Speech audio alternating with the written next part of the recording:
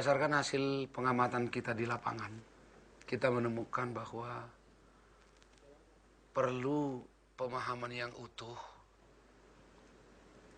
tentang kurikulum 2013 ini. Tapi karena di sini ada Pak Alkaf, nanti akan menjelaskan kurikulum ini lebih detail. Saya ingin mengejar dulu temuan saya di lapangan. Bagaimana dituangkan kompetensi inti KD dalam perancangan pembelajaran. Kira-kira temuan saya begini. Ternyata dalam proses perancangan pembelajaran, para guru kita, bahkan guru inti kita masih ada sebagian ya, yang belum paham bagaimana merancang pembelajaran itu mulai dari KD yang berasal dari KI 3, melanjut terus ke KD yang dari KI 4. Ini sangat penting karena apa? Saya menemukan di lapangan dia elaborasi dari KI 2. Artinya KD yang berasal dari KI 2. Akhirnya kan mengalami kesulitan dan mengawang-awang dia jadinya kan. Nah, padahal yang benar itu begini. Saya jelaskan yang benar. Memang yang kita di kurikulum 2013 itu kan mementingkan pembentukan sikap. Tapi pembentukan sikap ini kan dilakukan perlahan-lahan menjadi efek atau dampak pengiring dari kegiatan yang dilakukan pada KI 3 dan 4. Dengan singkat sebetulnya kan KI 3 itu menyangkut pemahaman tentang pengetahuan, KI 4 itu berkaitan dengan keterampilan, KI 2 itu sikap. Nah, kira-kira rancangannya begini. Dalam proses perancangan pembelajaran, alur yang digunakan itu bermula dari KI 3 dulu. Tuntaskan dulu KD di KI 3 itu sampai indikator, sampai tujuan pembelajarannya.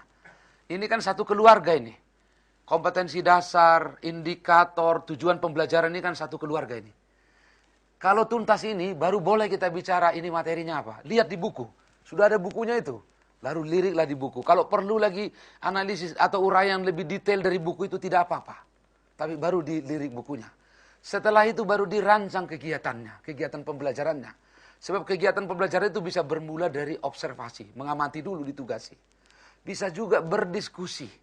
Bisa juga tugas kelompok. Bisa juga tugas mandiri.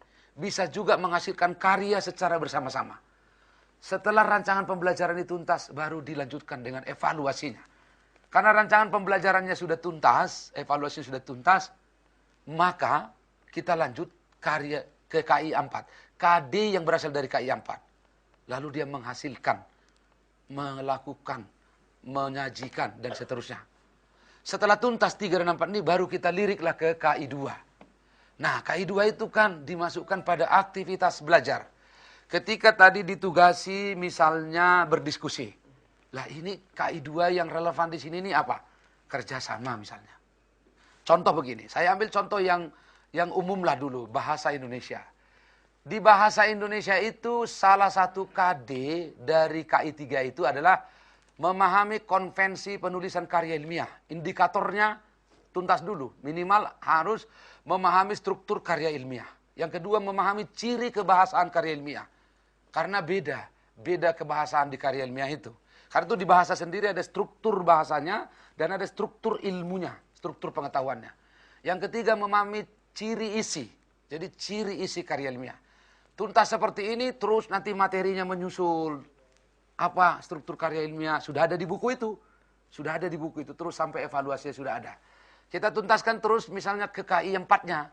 KI 4-nya itu kan mampu menulis atau menghasilkan karya ilmiah. Menghasilkan karya ilmiah. Itu sudah keterampilan. Indikatornya apa? Tentu karya yang memenuhi struktur ciri kebahasaan dan ciri karya ilmiah. Karya yang memenuhi originalitas. Dilihat dari sumber yang digunakan atau diacu. Karya atau kemampuan mempertahankan, keterampilan mempertahankan. Itu juga adanya di KI 4. Begitu tuntas ini, baru kita lanjut ke melirik ke KI 2-nya. Kejujuran. Mengapa penting kejujuran? Nah, menulis itu perlu kejujuran. Karena itu plagiarisme itu tidak bisa kita jagai hanya di perguruan tinggi. Sejak SMP, SMA sudah dijagai. Karena itu guru menulis itu mengintegrasikan kejujuran. Guru yang mengajar menulis tadi itu mengatakan, bahwa dalam menulis ini saya akan mengamati soal kejujuran kalian. Jangan sampai meniru karya orang. Kalau harus pun meniru karya orang, beritahu bahwa ini karya ini saya modifikasi, saya replikasi dari sini. Kalau ambil dari internet, tulis di situ situsnya, jam berapa di-download. Nah, itu disampaikan dulu. Lalu disampaikan juga rasa ingin tahu, saya ingin mengintegrasikan di sini, tanggung jawab, santun, empati, dan peduli nanti pada saat mempertahankan ide itu. Nah, inilah rancangannya yang mesti dilakukan oleh guru.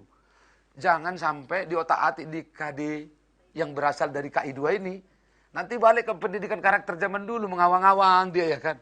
Pokoknya harus bagus. Padahal ini terbentuk dari aktivitas belajar pada perolehan kemampuan pengetahuan dan keterampilan tadi. Kan begitu ya Pak Prof. Alkap ya. Nanti Pak Prof. Alkap ini koreksi kalau siapa tahu nanti ada kekeliruan. Ini ada bersama-sama. Nah ini menurut saya amat sangat penting. Karena saya menemukan di lapangan salah memahami. Kan sikap yang perlu Pak katanya ya kan. Ya, betul, tapi harus ada proses yang harus dilalui untuk membentuk sikap itu. Sebab sikap tak bisa hanya diajarkan di kelas diceramahi. Sikap ini secara perlahan-lahan terbentuk dia akibat diintegrasikan pada aktivitas untuk membangun pengetahuan dan keterampilan. Nah, jadi dia terbentuknya nanti memang dalam diri siswa bersama-sama. Contoh ini matematik misalnya. Di KD, salah satu KD, ini saya ambil sudah dari permennya ini. Memahami sifat-sifat grafik fungsi eksponensial dan logaritma. Indikatornya apa? Harus bisa membuktikan sifat, menurunkan sifat, menganalisis kecukupan dan keperluan sebuah grafik. Itu harus bisa, itu kan minimal indikator seperti itu. Ini di KI3, tuntas di KI3 dulu sampai materinya. Saya lihat di buku matematik itu materinya udah seperti ini. Udah bagaimana cara menurunkannya, bagaimana menganalisis kecukupan, sudah ada. Nah, yang KI4-nya mampu menggambar, menyajikan grafik. Indikatornya menentukan titik potong, kalau mau dibuat lebih kecil-kecil, menentukan maksimum dan minimum, melukis grafiknya, membaca dari menerjemahkan sesuai sifat-sifatnya, menganalisis grafik, artinya membalikkan grafik ke persamaan dan persamaan ke grafik, seperti itu. Dan di KI4 ini juga harus bisa untuk apa itu digunakan.